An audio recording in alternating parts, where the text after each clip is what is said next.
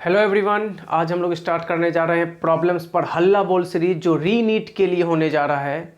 और रीनीट जो कि 21 जून को आपका होने वाला है।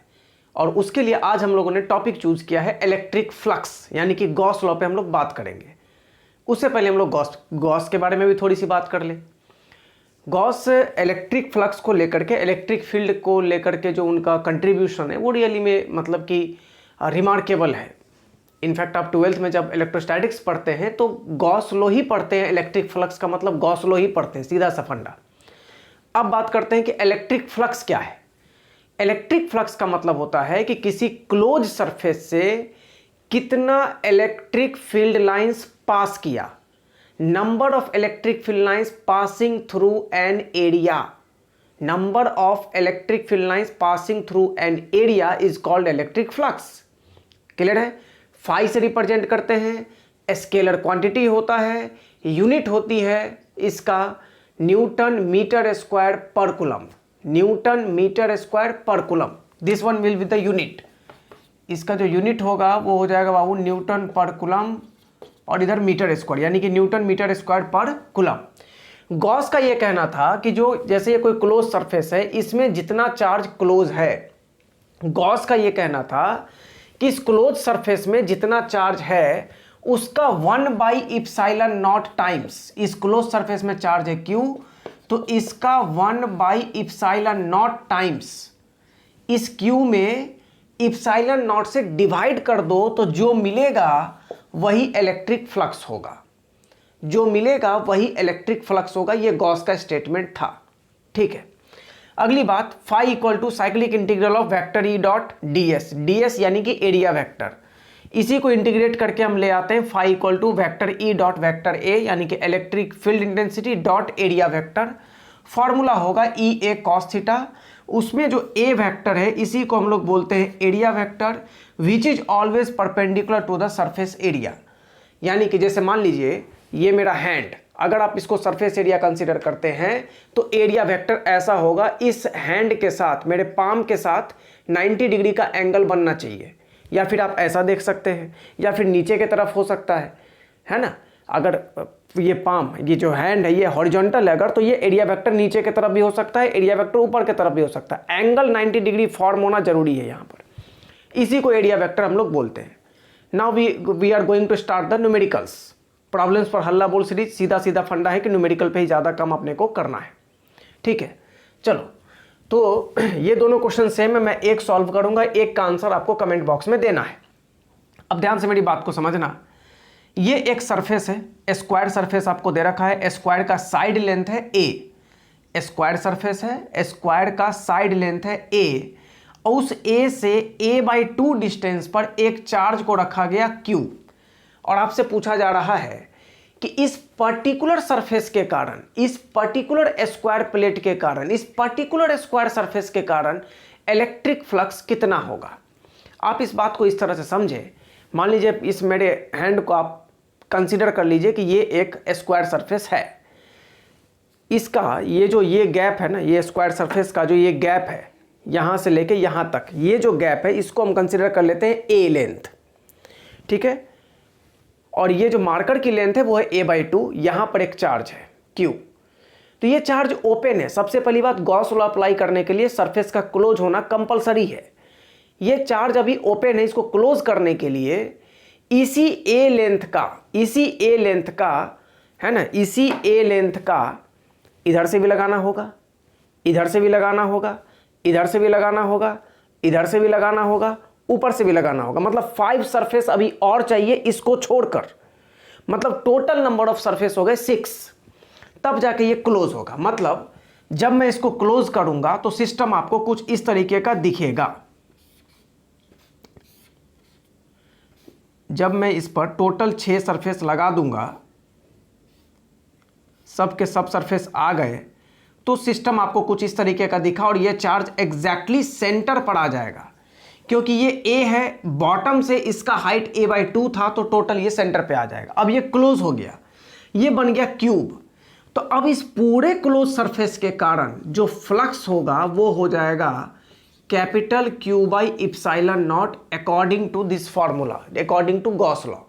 गॉस का कहना था कि जितना भी चार्ज क्लोज होगा उसमें 1/ε0 से मल्टीप्लाई कर देना है, या जितना चार्ज क्लोज है उसका 1/ε0 टाइम्स ही इलेक्ट्रिक फ्लक्स होता है, ये गॉस का कहना था। तो ये इसका फ्लक्स आ जाएगा Q/ε0। लेकिन ये Q/ε0 किसके कारण, तो बोलेंगे ड्यू टू 6 सरफेसेस, ये 6 के 6 सरफेस के कारण ऐसा हुआ, इसका जो 6 सरफेस है उसके कारण।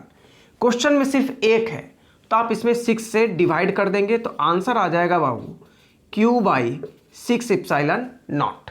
अब इसी तरह से आप इस क्वेश्चन को सॉल्व करके, क्वेश्चन नंबर 1, इसको मैं रिमार्क कर देता हूं, क्वेश्चन नंबर 1, इसको सॉल्व करके इसका आंसर आप कमेंट बॉक्स में देंगे।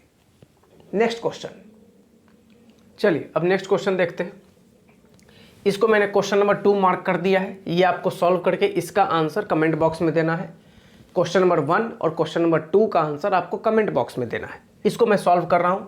ये क्वेश्चन जेईई मेन 2026 का है। क्लियर? देखो इसमें इलेक्ट्रिक फील्ड दे रखा है, इलेक्ट्रिक फील्ड वेक्टर आपको गिवन है। अगर इलेक्ट्रिक फील्ड वेक्टर के फॉर्म में दिया है तो फ्लक्स निकालने के लिए जो फार्मूला हम अप्लाई करते हैं वो करेंगे वेक्टर ई डॉट वेक्टर ए, वेक्टर ई डॉट वेक्टर ए। और डॉट प्रोडक्ट का सिंपल सा रूल होता है, आई वाला आई से, जे वाला जे से, के वाला के से, सिंपल फंडा, कुछ दूसरा नहीं। चलो तो इलेक्ट्रिक फील्ड वेक्टर दे दिया, फ्लक्स आपको गिवन है, फ्लक्स आपको गिवन है, आपको एरिया फाइंड आउट करना है और एरिया जो है वो एक्स जेड प्लेन के पैरेलल है। अब बात को समझना, जैसे मान लीजिए कि ये कोई रेक्टेंगुलर सरफेस एरिया है, मैं ये बोलता हूँ कि ये जो एक्सिस है इसको आप एक्स एक्सिस मान लीजिए और इस वाले को मैं बोल देता हूँ कि ये जेड एक्सिस आप कंसीडर कर लीजिए, मैं कह रहा हूँ तो आप कंसीडर कर लीजिए। ये एक्स जेड प्लेन है, एरिया वेक्टर सरफेस एरिया के परपेंडिकुलर होता है तो ये इस तरीके से होगा। तो अगर ये एक्सिस एक्स, ये जेड, ध्यान से देखना, ये एक्स और ये क्या हो गया, तो ये जेड, तो ये क्या होगा वाई, एक्स और जेड पर परपेंडिकुलर वाई ही तो होगा। तो जो एरिया वेक्टर होगी वो वाई एक्सिस में आएगी, मतलब जे कैप, मतलब जे कैप। तो फ्लक्स की वैल्यू 6 इक्वल टू, यहाँ आ जाते हैं, यहाँ दे रखा है 2i cap plus 3j cap plus 6k cap into 10⁻³ dot area vector जो है इसका एरिया, इसका मैग्नीट्यूड एरिया का हम ए कंसीडर कर लेते हैं, लिख देंगे ए जे कैप, जे वाला सिर्फ जे से, दूसरे किसी से नहीं। तो 6 इक्वल टू 3 इंटू 10⁻³ इंटू ए, यहाँ से कैलकुलेट करके आप ए जो है वो फाइंड आउट कर सकते हैं। क्लियर है? चलो नेक्स्ट क्वेश्चन देखते हैं। चलिए नेक्स्ट क्वेश्चन देखते हैं हम लोग। यहाँ पर ही बाबू आपको ई वेक्टर गिवन है, ठीक है, वेक्टर ई आपको दे रखा है, ई नॉट की वैल्यू दे रखी है, एरिया वेक्टर जो है वो 0.4 मीटर स्क्वायर दिया, लेकिन parallel to Y Z plane. लेकिन जो एरिया वेक्टर होना चाहिए वो अपने सरफेस एरिया के परपेंडिकुलर होना चाहिए। सरफेस एरिया के परपेंडिकुलर मतलब वाई जेड प्लेन के परपेंडिकुलर, मतलब वाई एक्सिस और जेड एक्सिस दोनों के परपेंडिकुलर, और वो होता है एक्स एक्सिस। इसीलिए जो एरिया वेक्टर लिखेंगे हम वो लिखेंगे 0.4 मीटर स्क्वायर आई कैप। अब हम फ्लक्स जानते हैं तो फ्लक्स के लिए हमको करना पड़ता है बाबू vector E dot vector A, dot product में आई वाला आई से, तो यहाँ 2/5 ई नॉट और यहाँ से 0.4, ये दोनों साथ में आ जाएंगे। जे कैप डॉट आई कैप ये होता है 0, तो उससे कोई मतलब नहीं है। तो फ्लक्स कितना हो गया, तो फ्लक्स हो गया 2/5 ई नॉट इंटू 0.4, मतलब 2/5 इंटू 4 इंटू 10⁻³ इंटू 0.4। आप इसको कैलकुलेट कर लेंगे, जो भी आना होगा वो आपको सटीक आंसर निकल के आ जाएगा। ये भी क्वेश्चन आपको जेईई मेन 2024-25 का है। इस क्वेश्चन में आता है, ये क्वेश्चन नीट का पूछा हुआ है, मैं इस क्वेश्चन को मार्क कर दे रहा हूँ क्वेश्चन नंबर 3। आपको इसका आंसर, क्वेश्चन नंबर 3 का आंसर कमेंट बॉक्स में देना है और ये मैं सॉल्व कर दे रहा हूँ। ये जो स्क्वायर प्लेट है इससे ये इलेक्ट्रिक फील्ड लाइंस इस तरीके से निकल रही हैं, लाइक दिस, ठीक है, और ये electric field lines 45 degree angle बना रही है एक्स एक्सिस के साथ। मतलब ये है कहने का कि ये इलेक्ट्रिक फील्ड लाइंस और ये स्क्वायर प्लेट दोनों ही XY प्लेन में है। मतलब ये हुआ कि अगर ये बोर्ड XY प्लेन है, अगर आप इसको स्क्वायर प्लेट मानते हैं, तो इलेक्ट्रिक फील्ड लाइंस कुछ इस तरीके से है। तो board square plate, electric field lines भी बोर्ड पर ही है, मतलब स्क्वायर प्लेट पर ही है।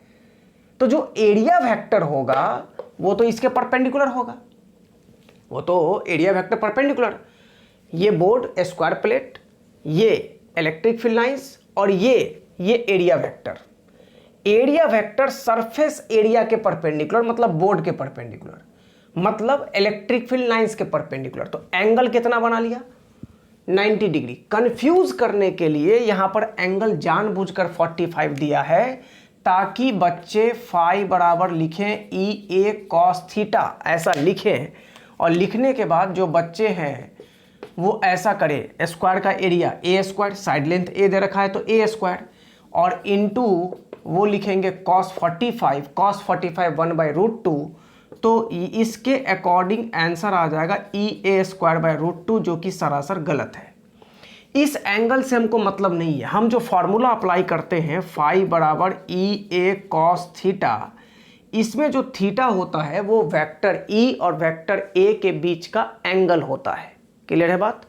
तो उस अकॉर्डिंग हम बोल सकते हैं कि यहाँ जो एंगल है वो तो 90 है, क्योंकि इलेक्ट्रिक फील्ड लाइंस कौन था? ये था। एरिया वेक्टर ये था, तो एंगल 90 और cos 90, थीटा 90 होने के बाद आप लिख सकते हैं cos 90 0, तो बाबू फ्लक्स निकल के आ जाएगा 0। आपको ये जो क्वेश्चन नंबर 3 है उसका आंसर आपको कमेंट बॉक्स में लिखना है। देखो, गॉस कोई हल्का आदमी नहीं थे, गॉस को भी आप इजी वे में नहीं ले सकते। जितने भी साइंटिस्ट सब महान थे, सब सारे के सारे साइंटिस्ट अपने आप में द ग्रेटेस्ट है, ठीक है ना। अगर आप मतलब गॉस के बारे में थोड़ा सा पढ़ेंगे तो आप ये पाएंगे कि गॉस ने 19 ईयर्स के एज में गॉस ने कंपास की मदद से हेप्टाडेकागन मतलब 17 साइड्स का 17 साइडेड 17 भुजाओं वाला पॉलीगन बना दिया था।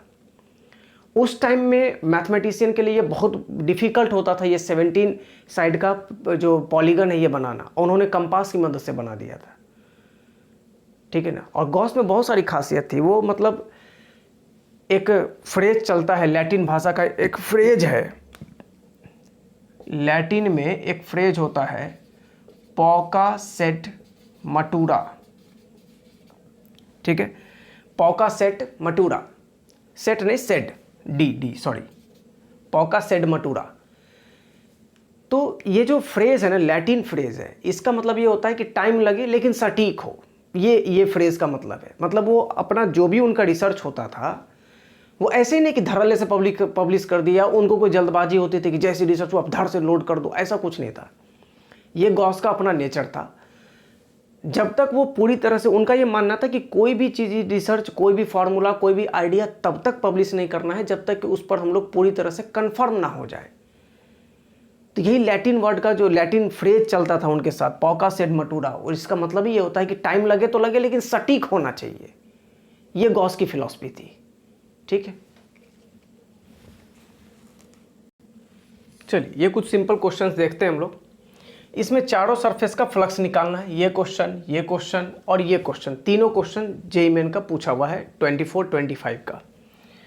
इसमें चारों सरफेस का फ्लक्स निकालना है। तो फर्स्ट सरफेस का जो फ्लक्स होगा, देखो ये क्लोज सरफेस है, सरफेस S1 क्लोज है ना। तो क्लोज सरफेस के अंदर कितना चार्ज? 2q। फॉर्मूला होता है phi equal to q inside by epsilon naught, या q enclosed by epsilon naught according to Gauss.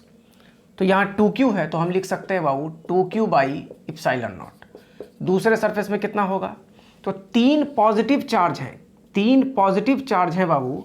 तो q plus q plus q plus minus q, एक चार्ज निगेटिव है तो उसको निगेटिव के साथ बाई इप्सिलॉन नॉट, तो ये भी आ जाएगा 2q बाई इप्सिलॉन नॉट। फिर जब इस पर आएंगे, इस वाले पर, तो यहाँ देखो इसमें ये जो बाहर वाला चार्ज है इससे कोई मतलब नहीं, अपने को क्लोज सरफेस के अंदर चार्ज से मतलब होता है। तो ये 5q का कोई मतलब नहीं है, हमारे लिए यही दोनों काम का है। तो थर्ड सरफेस का भी फ्लक्स हो जाएगा 2q बाई इप्सिलॉन नॉट। और इसमें जब हम आते हैं तो इसमें भी ये जो 3Q है इससे हमको कोई मतलब नहीं है, बाहर का चार्ज है, इससे हमको कोई लेना देना नहीं है। अंदर के चार्ज से मतलब है। तो 8 प्लस में -4 -2 माइनस में, तो ये दोनों मिलके हो गया -6 और 8 में से -6 गया तो इसका भी चार्ज आ गया, फ्लक्स आ गया 2Q/ε0। मतलब चारों का फ्लक्स इक्वल होगा। तो answer we can tick out φ1 = φ2 = φ3 = φ4। इस पर मैंने क्वेश्चन नंबर 4 मार्क कर दिया है। इसका आंसर आपको कमेंट बॉक्स में बताना है। अब इस क्वेश्चन पे आते हैं। यहां देखना, ये जो सेकंड सरफेस है इसके अंदर में ये चार्ज है Q, सेकंड सरफेस के अंदर में ये चार्ज है Q। तो इस पर जो फ्लक्स होगा, सेकंड सरफेस पे जो फ्लक्स होगा वो हो जाएगा Q/ε0, क्योंकि ये चार्ज क्लोज्ड है। ये चार्ज सरफेस से बाहर है, इस हेमी स्फीयर के सरफेस से बाहर है। ये तीनों हेमी स्फीयर है, तो यहां कोई फ्लक्स नहीं होगा। अगर इसको तीसरा सरफेस मानते हैं तो तीसरे सरफेस के लिए फ्लक्स हो जाएगा 0। बात समझा? ये जो चार्ज है पहला सरफेस, पहला हेमी स्फीयर का जो चार्ज है वो बाउंड्री पर है। इसके बाउंड्री पर होने का मतलब ये हुआ कि इस चार्ज से जो इलेक्ट्रिक फील्ड लाइंस निकल रही होगी वो ऊपर की तरफ, तो जब निकलेंगी इस तरह से, जब ऊपर की तरफ निकलेंगी तो ये ऊपर की तरफ तो क्लोज है, लेकिन नीचे तो ओपन है ना, नीचे तो ओपन है। इसको आप कुछ इस तरह से समझ सकते हैं, जैसे समझना, जैसे मान लो ये कोई हेमीस्फीयर है बाबू, ध्यान से समझना मेरी बात को। ये हेमीस्फीयर है, चार्ज यहाँ है, इस सरफेस पर इसका चार्ज है। ये हेमीस्फीयर है, इसका चार्ज यहाँ है। ये चार्ज ऊपर से तो क्लोज लग रहा है, लेकिन नीचे से क्या है? ओपन है, नीचे से ओपन है। इसको क्लोज करने के लिए गॉस का जो लॉ है वो ये सिमेट्रिकल लॉ चलता है। वो ये बोलते हैं कि ऐसा ही हेमीस्फीयर एक नीचे से भी लगा दो तो ये क्लोज हो जाएगा। तो लगाते हैं, ये देखो अब ये क्या हो गया, ये चार्ज क्लोज हो गया। क्लियर? ये चार्ज जो है वो पूरी तरह से क्लोज हो चुका है। ठीक है, सावधानी से, अगर फूट गया तो वाइफ फिर बैंड बजा देगी। ये क्लोज हो चुका है। अब इस पूरे स्फीयर का जो फ्लक्स होगा वो होगा Q/ε0। लेकिन हमें क्वेश्चन में एक ही स्फीयर दिया है तो आंसर होगा Q/2ε0। 2 से डिवाइड करना पड़ेगा। क्लियर है आपको? तो इसका आंसर निकल करके आ जाएगा Q/2ε0। पहला सरफेस का जो फ्लक्स आ जाएगा वो आ जाएगा कितना? ये आ जाएगा बाबू Q/2ε0। क्लियर है? तो प्रॉब्लम्स पर हल्ला बोल सीरीज में इलेक्ट्रिक फ्लक्स हमने देख लिया। अब नेक्स्ट जो वीडियो आएगा वो आएगा on the topic of galvanometer. उस पर भी बहुत बच्चों को डाउट है, वो नेक्स्ट टॉपिक में बिल्कुल क्लियर हो जाएगा। स्टे ट्यून्ड, सभी न्यूमेरिकल्स को अच्छे से प्रैक्टिस कर लो। शॉर्ट वीडियोस हैं, आपका पूरा कॉन्सेप्ट क्लियर कर देंगे। ठीक है, मिलते हैं नेक्स्ट वीडियो में। Thank you.